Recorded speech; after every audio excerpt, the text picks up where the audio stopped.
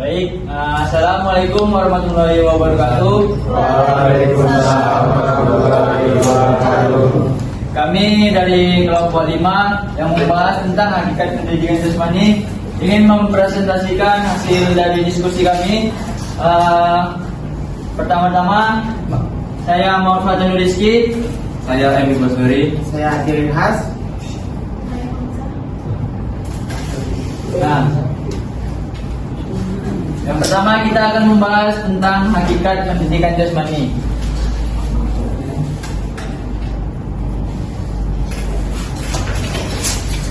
Nah, hakikat pendidikan jasmani adalah proses pendidikan yang memanfaatkan aktivitas fisik untuk menghasilkan perubahan holistik dan dalam kualitas individu, baik dalam hal fisik, mental, serta emosional.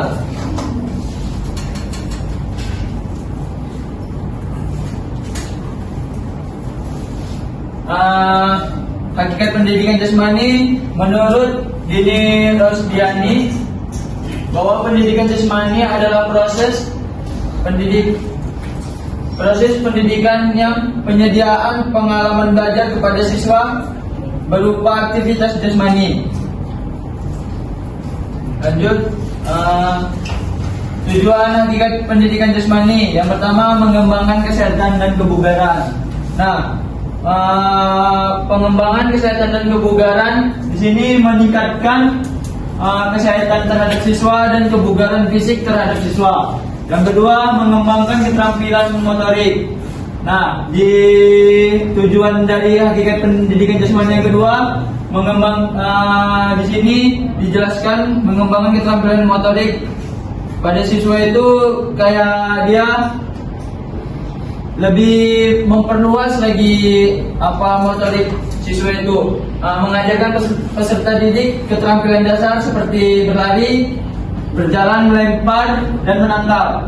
Lalu membantu mengembangkan koordinasi, keseimbangan, dan kekuatan kelincahan dan kefleksibelan terhadap siswa. Yang ketiga, penanaman nilai-nilai sosial.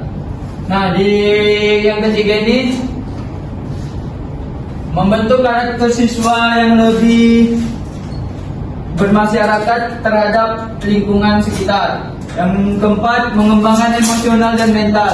Nah, di poin 4 ini dapat kita ketahui bahwasanya mengembangkan emosional dan mental ini mengontrol siswa terhadap pikirannya agar tidak terlalu jauh dan agar mental mereka bisa lebih kuat. Kayak misalnya mereka ada di dalam sebuah kelas itu ada guru menanyakan terhadap siswa yang bisa menjawab tunjuk tangan. Nah, di situ kita bisa mengetahui siapa yang bertunjuk tangan, berarti siswa itu mempunyai mental dan bisa mengontrol emosinya. Lanjut. Yang kelima, pengetahuan tentang gaya hidup sehat. Nah, yang kelima ini, pengetahuan tentang gaya hidup sehat ini menuntut siswa itu untuk menjaga pola hidup sehat mereka. Seperti mereka itu bisa menjaga pola hidup sehat mereka itu seperti mereka berolahraga, seperti berlari atau bermain di lingkungan sekitar itu juga disebut dengan menjaga kesehatan mereka karena mereka beraktivitas. Terus yang keenam, pemanfaatan waktu luang. Nah, di pemanfaatan waktu luang ini siswa mempunyai waktu luang itu untuk berolahraga, tidak hanya sia-sia kayak misalnya bermain game atau berdiam diri di dalam rumah saja. Jadi di pemanfaatan waktu luang ini siswa lebih bisa memanfaatkan waktu luang mereka ke hal-hal yang positif seperti berolahraga. Yang ketujuh, pembentukan kegiatan hidup aktif. Nah, di pembentukan kegiatan hidup aktif ini siswa dituntut untuk selalu bergerak aktif maupun mereka tidak mempunyai kegiatan. Seperti mereka sudah pulang sekolah, biasanya siswa itu pulang sekolah kan capek, mereka tidur. Nah, siap tidur itu kan ada waktu jeda luang itu agar mereka tidak bermain game Bisa saja kita mengajak mereka bermain di luar ruangan seperti bermain bola atau bermain dengan teman-temannya. Lanjut, terus manfaat hakikat pendidikan jasmani. Yang pertama manfaat fisik. Manfaat fisik ini membuat fisik siswa itu lebih bugar. Yang kedua manfaat mental. Di hakikat pendidikan jasmani ini siswa itu bisa saja mental mereka lebih terbentuk lagi. Yang kedua manfaat sosial. Nah, di manfaat sosial ini siswa itu dituntut untuk lebih bisa bersosialisasi di lingkungan sekitar, seperti di kayak misalnya orang tua, terus ada temannya orang tua datang ke rumah. Nah, di situ bisa saja siswa itu bisa memanfaatkan situasi tersebut untuk poin tersebut. Yang keempat, manfaat emosional. Nah, di sini di manfaat emosional ini mereka bisa menjaga emosi mereka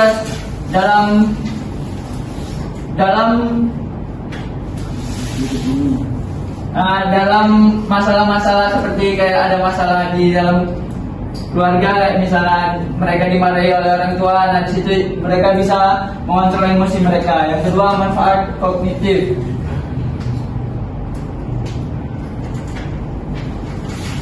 Nah, di manfaat kognitif ini pengetahuan tentang kesehatan, memberikan pemahaman kepada siswa pentingnya aktivitas fisik, terus pengambilan keputusan yang baik. Nah, di pengambilan keputusan yang baik itu seperti yang saya bilang tadi, mereka harus berani mengambil keputusan yang baik, berani mengambil keputusan tanpa haram dalam masalah-masalah, seperti kayak ada masalah di dalam keluarga, kayak misalnya mereka dimarahi oleh orang tua. Nah, di situ mereka bisa mengontrol emosi mereka. Yang kedua, manfaat kognitif.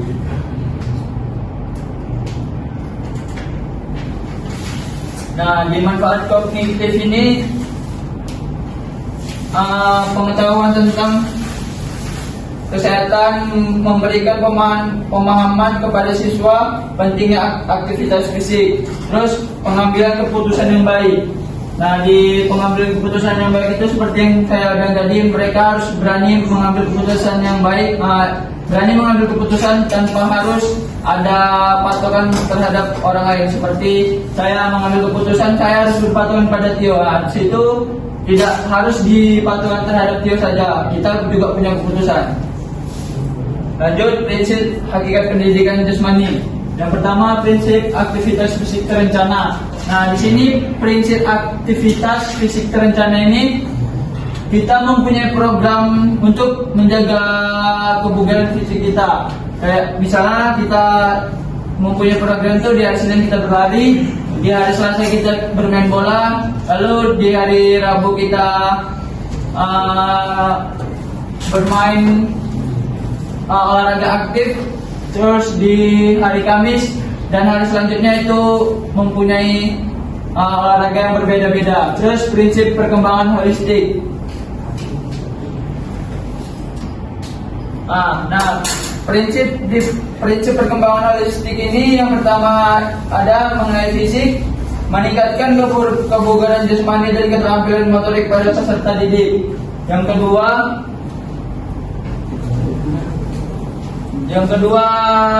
mental. Nah, yang prinsip perkembangan holistik ini yang kedua ada mental. Nah, mental itu sama seperti yang saya jelaskan tadi. Yang ketiga, prinsip keterlibatan aktif. Nah, pendidikan jasmani harus melibatkan seluruh siswa secara aktif, baik secara fisik maupun mental. Ada beberapa hal yang mencakup prinsip ini, yaitu partisipasi semua peserta didik. Nah, partisipasi semua peserta didik ini kayak misalnya kita ada mengadakan acara kayak perlombaan sepak bola gitu dalam sekolah. Nah, mereka itu harus ada partisipasi aktif mereka terhadap kegiatan yang kita buat. Yang kedua, peluang belajar yang sama. Nah, di peluang belajar yang sama ini kayak misalnya kita memberikan materi dalam ruangan. Nah, mereka itu harus berpartisipasi aktif seperti bertanya, menjawab pertanyaan dan memberikan pendapat. Lalu yang keempat, prinsip penerapan nilai-nilai positif. Nah, di prinsip penerapan nilai-nilai positif ini yang pertama sportivitas. Nah, peserta didik itu dituntut untuk sportivitas dalam semua hal, seperti kayak misalnya dalam pembelajaran kita tuh harus sportif, kayak misalnya ada guru yang menerangkan di depan atau ada teman yang menerangkan di depan, kita harus memberikan respon yang positif, seperti kayak kita mendengarkan mereka atau kita berdiam tidak bicara. Nah, situ juga termasuk sportivitas. Yang kedua ada disiplin. Nah, disiplin ini kita harus dalam pembelajaran itu kita harus disiplin, kayak misalnya tugas harus kita kerjakan, terus datang tepat waktu, terus apabila kita mempunyai kesalahan kita harus mengejarkan harus melakukan hukuman yang diberikan oleh guru.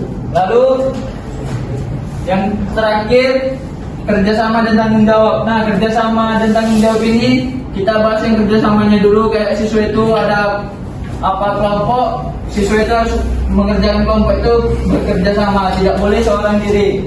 Yang lalu tanggung jawab tuh, nah tanggung jawab tuh di dalam kelompok itu kayak misalnya kita diberikan kepada ketua kelompok, kita mencari ini, nah kita harus menanggung-jawabi apa yang diberikan oleh ketua kelompok itu. Lalu yang kelima, prinsip pengembangan kebiasaan hidup sehat. Nah, di prinsip pengembangan hidup sehat ini aktivitas yang rutin dilakukan peserta didik, seperti kayak mereka berlari, kayak misalnya peserta didik kan zaman sekarang tuh banyak bermain bola. Nah, itu juga bisa dimasukkan ke prinsip pengembangan kebiasaan hidup sehat. Lalu pola makan yang sehat. Nah, di sini peserta didik harus menjaga pola makan mereka agar mereka tidak gampang terserang penyakit dan imun mereka selalu terjaga. Terus pencegahan penyakit. Nah, di sini peserta didik harus mendorong peserta didik untuk menjaga kesehatan melalui olahraga. Olahraga tersebut bisa saja seperti lari, kayak tadi bermain bola. Terus kayak mereka bisa berlatih dalam hobi mereka. Sekian dari prinsip hakikat pendidikan jasmani dan tentang pembahasan hakikat pendidikan jasmani. Lalu dilanjutkan mengenai e-sport yang akan dilanjutkan oleh Atio. Baik, pertanyaan e-sport. E-sport adalah bentuk kompetisi permainan video yang diadakan di tingkat profesional dan kompetitif, mirip dengan olahraga fisik tradisional. Pemain ini berkompetisi dalam berbagai permainan video populer, baik individu maupun dalam tim, dengan tujuan mencapai prestasi, strategi, dan memenangkan hadiah. Nah, e-sport atau elektronik sport merupakan bidang olahraga yang bidang kompetitifnya menggunakan game Audi 2017 menurut Faidila Kurniawan pada tahun 2019 memaparkan sejarah perkembangan Audi. Biasanya menarik, kompetisi ini sudah ada sejak tahun 1972 pada masa yang memungkinkan. Ketika itu komputer masih amat jarang, tak ada internet, dan belum ada banyak fitur video game. Indonesia popularitas ekspor pertama kali muncul pada tahun 2014 ketika Indonesia mengirim tim Dota 2 ke juara dunia Dota 2 di Stella. Meskipun tim tersebut tidak berhasil memenangkan turnamen, namun tim peserta Indonesia di ajang tersebut telah mengangkat nama e-sport Indonesia ke hukum dunia. Sejak saat itu, industri e-sport di Indonesia semakin berkembang dan banyak perusahaan mulai terlibat dalam industri ini. Nah, manfaat e-sport bagi pendidikan jasmani. Yang pertama, melatih pemikiran strategis. Nah, karena di sana kita melatih strategis atau taktik dalam permainan. Yang kedua, memperluas lingkungan pertemanan. Ya, karena di sana kita bisa ikut teman baik pemain lama ataupun pemain baru dan kita bisa dekat kepada pemain tersebut dan terjalin pertemanan dan persahabatan. Yang ketiga, membantu meredakan stres. Nah, mengapa membantu meredakan stres? Karena di sana kita mendapatkan canda tawa dalam dunia game dengan teman baru maupun teman lama. Yang keempat, menumbuhkan kemampuan multitasking, yaitu dengan cara mengerjakan dua tugas dengan waktu yang bersamaan. Nah, di sini kita membahas tentang dampak buruk e-sport bagi pendidikan jasmani. Yang pertama, terlalu fokus pada dunia virtual game. Karena kalau kita lihat pada kalangan anak muda sekarang, dia menghabiskan waktu untuk bermain game sehingga lupa dengan pekerjaannya dan menjaga kesehatannya. Yang kedua, bermain game secara berlebihan. Apabila kita bermain game dengan secara berlebihan, itu berdampak pada mata dan kesehatan fisik, sehingga kita lupa dengan olahraga. Yang ketiga, dapat mengganggu performa akademik. Nah, yaitu membuat anak mulai malas untuk belajar, sehingga dalam nilai prestasi ataupun keahlian yang lainnya akan berkurang dalam pencapaiannya. Ya, contoh e-sport yaitu tentang Mobile Legends, adalah game yang bergenre MOBA yang dapat dimainkan di perangkat Android, iOS dan komputer. Game ini dikembangkan oleh perusahaan yang berasal dari Tiongkok bernama Monton.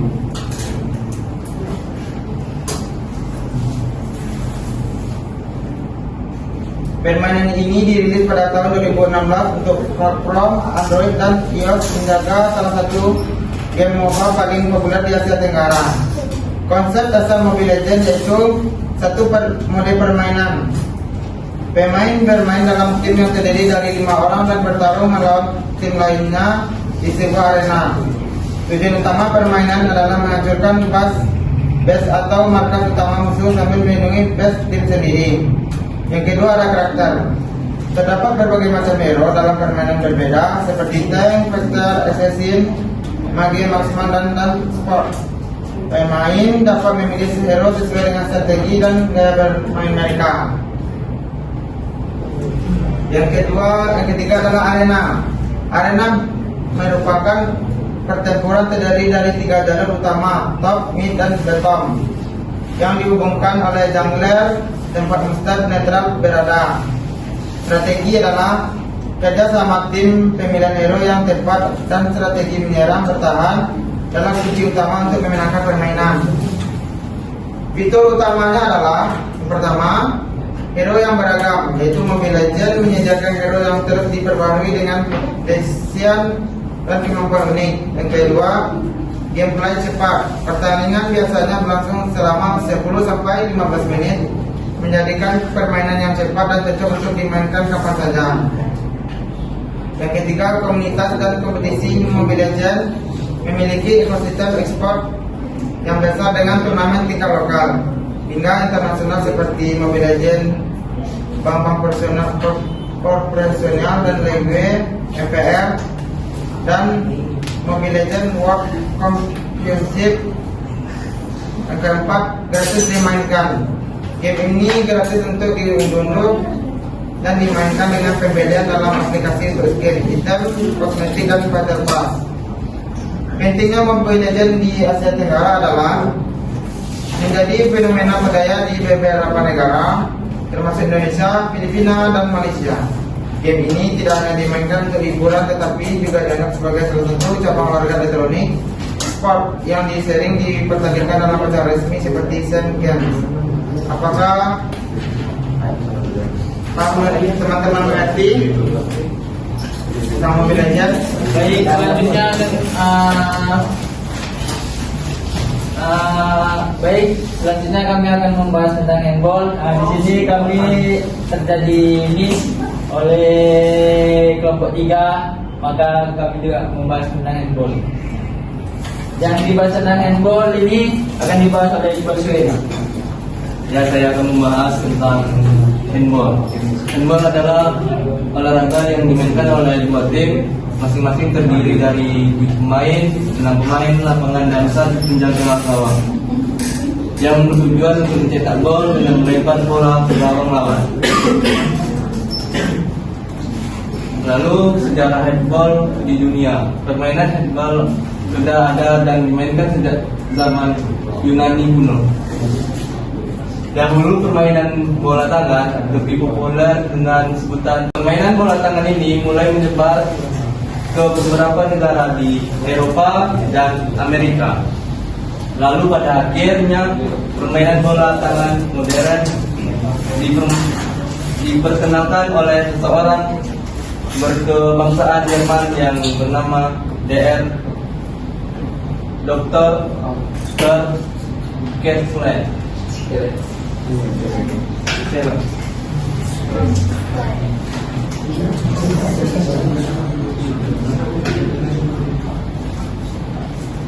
Handball diperkenalkan di Indonesia pada tahun 1970 oleh para guru pendidik jasmani dan mahasiswa yang pernah belajar di luar negeri. Perkembangan handball di Indonesia pada awal berlangsung di sekolah-sekolah dan universitas pada tahun 1978. Berdiri Federasi Handball Indonesia atau FHI untuk mempromosikan olahraga ini di tingkat nasional. FHI berperan dalam menyelenggarakan turnamen tingkat daerah dan nasional. Lalu peraturan handball.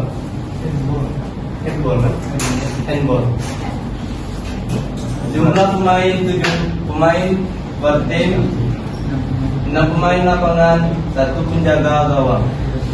Lalu durasi pertandingan 2 babak, masing-masing 30 menit dengan istirahat 10 menit.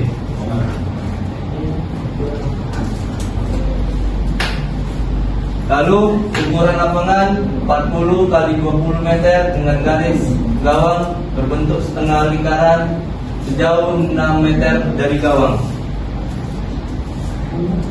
Ukuran bola pria lingkar 58 hingga 60 cm, berat 425 hingga 475 gram. Lalu untuk wanita lingkar 54 sampai 56 cm dan berat 325 sampai 400 gram. Dan teknik dasar handball: mengirim bola, yang kedua passing, shooting, catching, defending. Sekian dari saya. Sekian dari kelompok kami. Apakah ada yang ingin bertanya?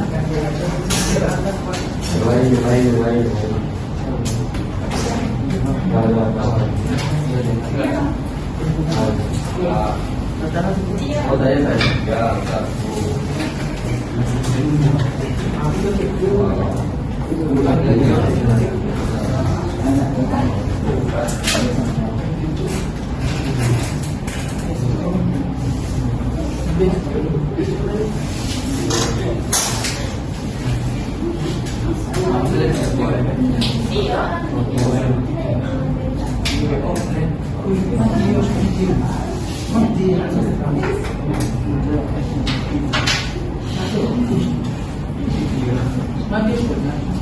Yo,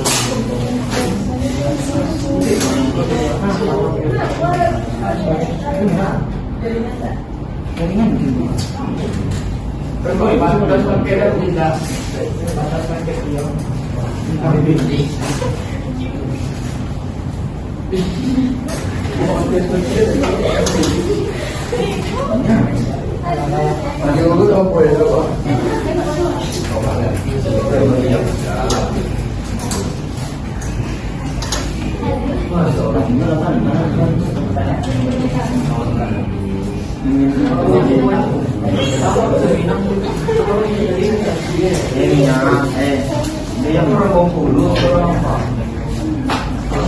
Dia tuh tapi ini juga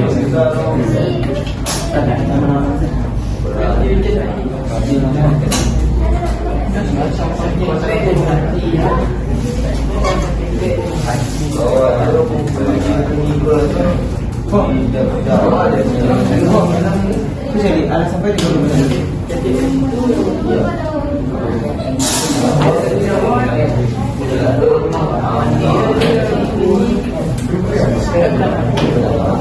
Ya, apakah ada yang bertanya kami? Ada yang ingin bertanya?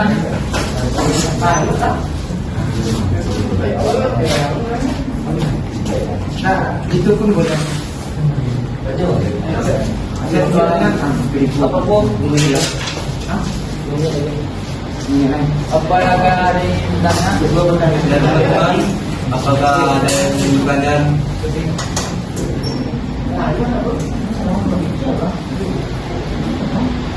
Susah lah, kami capek ya. Masih ada jauh.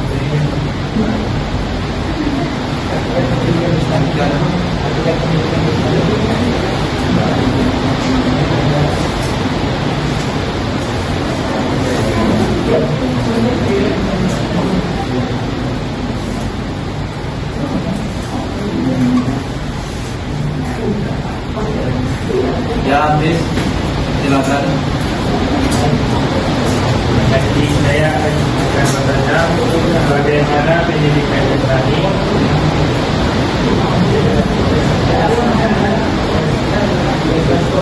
dapat membantu bagaimana fisik, mental,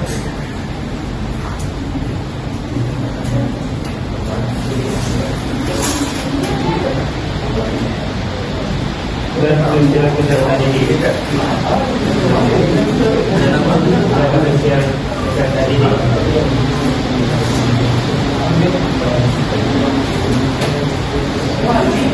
Ya teman-teman, apakah ada lagi pertanyaan? Ya, Habib. Silakan.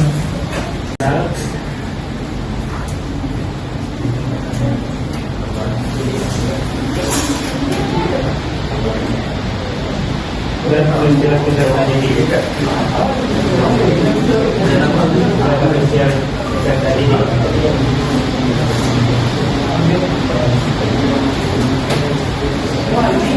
Ya teman-teman, apakah ada lagi pertanyaan? Ya, Habib. Silakan. Baik, terima kasih. Assalamualaikum warahmatullahi wabarakatuh. Waalaikumsalam. Saya beberapa ingin bertanya mengenai mengapa pendidikan jasmani atau pendidikan diperlukan di semua jenjang pendidikan? Mengapa pendidikan jasmani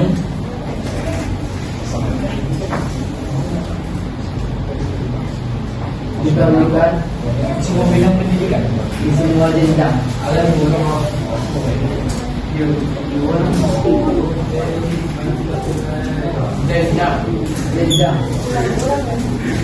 Jenjang pendidikan.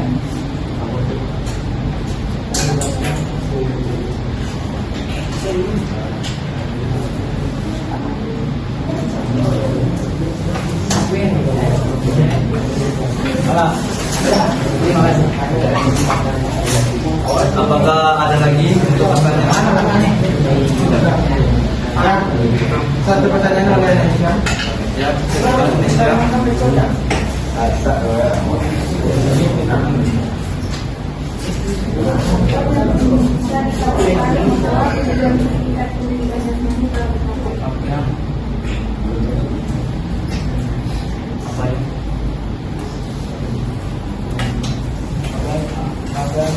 Bisa dikatakan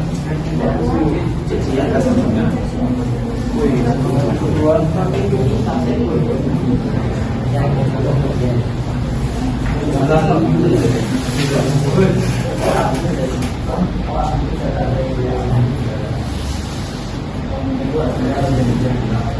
yang bisa dikatakan bahwa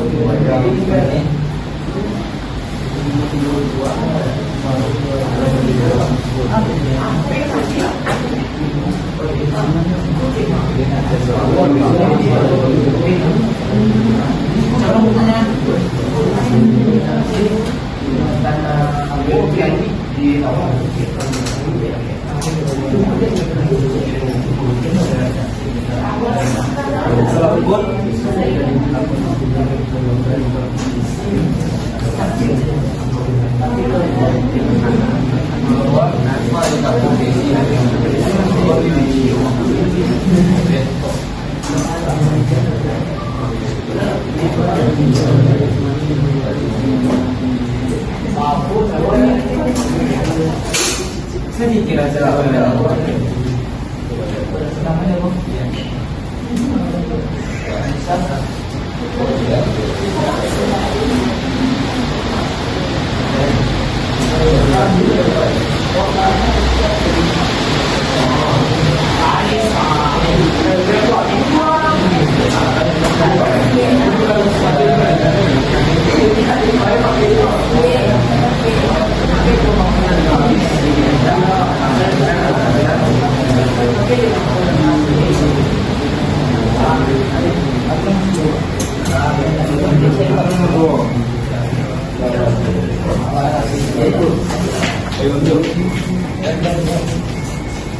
Ya, saya akan menjawab dari artis, pertanyaan dari artis.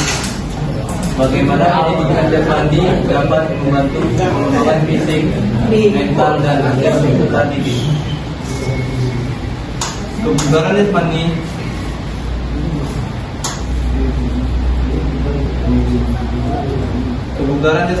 pendidikan jasmani meningkatkan kebugaran kardiovaskular, kekuatan otot, daya tahan, fleksibilitas, dan komposisi tubuh yang sehat. Hal ini mengurangi resiko penyakit kronis di masa depan seperti obesitas, diabetes, dan penyakit jantung. Pertumbuhan dan perkembangan aktivitas fisik yang tepat merangsang pertumbuhan tulang dan otot, meningkatkan koordinasi mata, tangan, keseimbangan, dan kelenturan.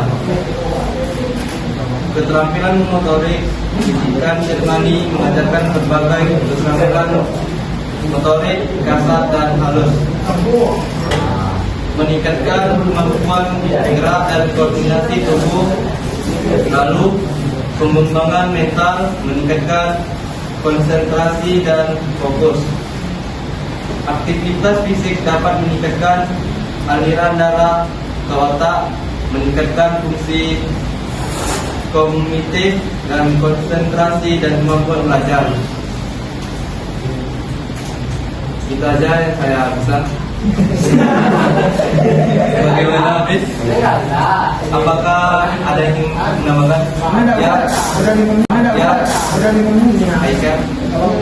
Saya akan membakar pertanyaan dari Apis, bagaimana pendidikan jasmani dapat membantu pengembangan fisik serta kerja strategik. Pertama itu pengembangan fisik, memperbaiki, meningkatkan kebugaran. Pendidikan jasmani membantu meningkatkan kebugaran otot, daya tahan, kardiovaskular, fleksibilitas, koordinasi tubuh. Kedua itu mencegah obesitas, memperbaiki postur tubuh, dan meningkatkan pertumbuhan dan perkembangan. Pengembangan mental itu mengurangi stres, olahraga, melepaskan endorfin yang dapat membantu mengurangi stres dan kecemasan, meningkatkan daya diri, dan meningkatkan kemampuan memecahkan masalah. Itu pengembangan sosialnya itu meningkatkan kemampuan kerjasama. Olahraga ini mengajarkan siswa pendidikannya bekerjasama untuk mencapai tujuan bersama, menumbuhkan rasa sportivitas, membangun relasi sosial, dan mengembangkan kepemimpinan. Terima kasih untuk penyampaian dari saya. Apakah masih ada menambah dari saya? Baik, terima kasih. Saya tidak ada.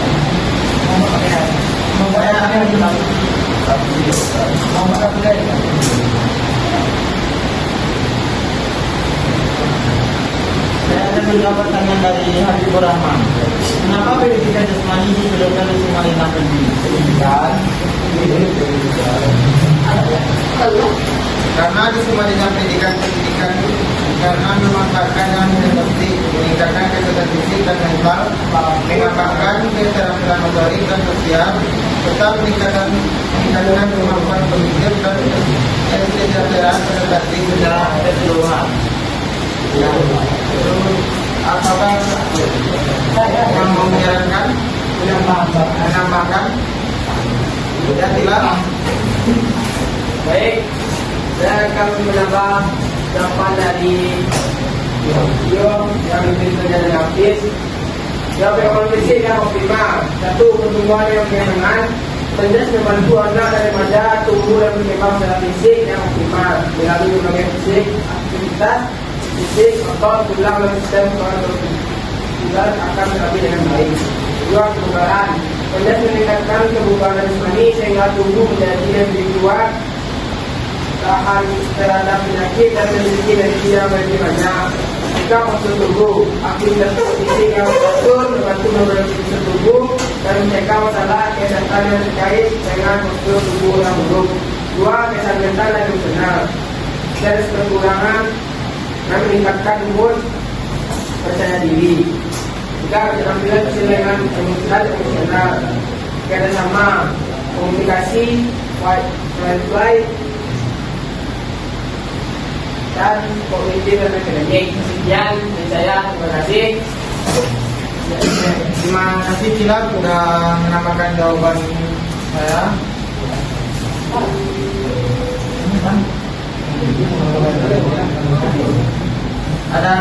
Apakah ada teman-teman yang ingin menambahkan? Ya, saya rasa cukup. Tidak.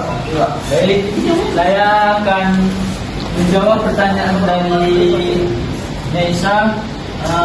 Apa yang menjadi tolak ukur bisa dikatakan bahwa tujuan hakikat pendidikan jasmani telah tercapai. Nah, tolak ukur keberhasilan pencapaian dari tujuan hakikat pendidikan jasmani tersebut, yang pertama ada kesehatan fisik siswa. Nah, di sini siswa itu menunjukkan peningkatan kebugaran jasmani seperti daya tahan tubuh, kekuatan otot mereka, dan kelincahan dari peserta didik tersebut. Yang kedua, keterampilan motorik. Nah, peserta didik menguasai keterampilan dasar motorik, yaitu berlari, melempar, menangkap, dan menulis. Lalu yang ketiga, pemahaman konsep aktivitas fisik. Peserta didik memahami manfaat aktivitas fisik dan cara melakukannya dengan benar. Nah, di sini yang ketiga ini pemahaman konsep aktivitas fisik ini, kita itu bisa menilai peserta didik itu kayak dia itu apa materi yang kita berikan, dia itu udah paham atau belum. Kayak kita memberikan evaluasi, misalnya ada materi kesehatan fisik, nah itu apakah mereka bisa memberikan pengulangan materi tersebut terhadap apa yang telah mereka pelajari. Yang keempat, sikap dan nilai karakter. Nah, peserta didik menunjukkan sikap sportif dan disiplin, kerjasama, dan menghargai satu sama lain. Yang kelima, kesejahteraan mental dan emosional. Nah, yang kelima ini seperti apa yang sudah saya bahas tadi, mereka itu harus mempunyai mental dan bisa menjaga dan bisa mengontrol emosi. Emosi mereka, seperti mental itu kayak yang saya bilang tadi, apabila ada guru memberikan pertanyaan, mereka berani menjawab pertanyaan tersebut. Dan berkaitan dengan emosional nih, kayak mereka itu bisa mengontrol emosi mereka terhadap misalnya kayak mereka itu ada siswa yang satu itu kayak mengajak mereka itu berkelahi. Nah, di situ mereka bisa mengontrol emosi mereka. Dari situ yang keenam, partisipasi aktif. Nah, partisipasi aktif ini seperti yang sudah saya bahas tadi, kayak misalnya berperan aktif di dalam kelas itu, kayak apabila ada diskusi yang diberikan oleh guru seperti diskusi kelompok, nah mereka itu harus berperan aktif seperti yang benar. Nah, di sini yang ketiga ini pemahaman konsep aktivitas fisiknya. Kita itu bisa menilai peserta didik itu kayak dia itu apa materi yang kita berikan, dia itu udah paham atau belum, kayak kita memberikan evaluasi misalnya ada materi kesehatan fisik. Nah, itu apakah mereka bisa memberikan pengulangan materi tersebut terhadap apa yang telah mereka pelajari. Yang keempat, sikap dan nilai karakter. Nah, peserta didik menunjukkan sikap sportif dan disiplin, kerjasama dan menghargai satu sama lain. Yang kelima, kesejahteraan mental dan emosional. Nah, yang kelima ini seperti apa yang sudah saya bahas tadi, mereka itu harus mempunyai mental dan bisa menjaga dan bisa mengontrol emosi. Apa emosi mereka, seperti mental itu kayak yang saya bilang tadi, apabila ada guru memberikan pertanyaan, mereka berani menjawab pertanyaan tersebut. Dan berkaitan dengan emosional ini, kayak mereka itu bisa mengontrol emosi mereka terhadap misalnya kayak mereka itu ada siswa yang satu itu kayak mengajak mereka itu berkelahi. Nah, di situ mereka bisa mengontrol emosi mereka. Dari situ yang keenam, partisipasi aktif. Nah, partisipasi aktif ini seperti yang sudah saya bahas tadi, kayak misalnya berperan aktif di dalam kelas itu, kayak apabila ada diskusi yang diberikan oleh guru seperti diskusi kelompok, dan mereka itu harus berperan aktif seperti bekerja sama dalam tim, bertanggung jawab di dalam kelompok mereka tersebut. Yang misalnya ketua mereka memberikan tanggung jawab terhadap mereka, maka mereka harus menyelesaikan tanggung jawab mereka yang diberikan oleh ketua tersebut. Nah, sekian dari pertanyaan, dari jawaban saya. Apakah ada yang menambahkan? Baik, assalamualaikum warahmatullahi wabarakatuh. Waalaikumsalam warahmatullahi wabarakatuh. Rahman izin menambahkan yaitu tentang mengenai tolak ukur pencapaian tujuan hakikat pendidikan jasmani, yaitu dari berbagai aspek seperti aspek fisik. Peserta didik memiliki kebugaran jasmani yang baik, keterampilan motorik dasar seperti melempar, menangkap, berlari dan melompat dan berenang, pertumbuhan dan perkembangan fisik yang sesuai dengan usia dan jenis kelamin. Dan selanjutnya adalah aspek mental seperti memiliki percaya diri yang tinggi, motivasi yang sangat tinggi atas olahraga, manajemen stres dan konsentrasi. Yang ketiga adalah aspek sosial, yaitu mengenai kerjasama, komunitas dan sportivitas. Yang keempat adalah aspek kognitif, yaitu pemahaman konsep. Peserta didik memahami konsep-konsep dasar olahraga. Yang kedua adalah pengambilan keputusan. Dan yang ketiga adalah pemecahan masalah, yaitu peserta didik dapat memecahkan masalah yang muncul dalam aktivitas fisik. Mungkin itu saja yang dapat saya tambahkan. Assalamualaikum warahmatullahi wabarakatuh. Waalaikumsalam warahmatullahi wabarakatuh. Ya, dari pertanyaan 3 ini, apakah ada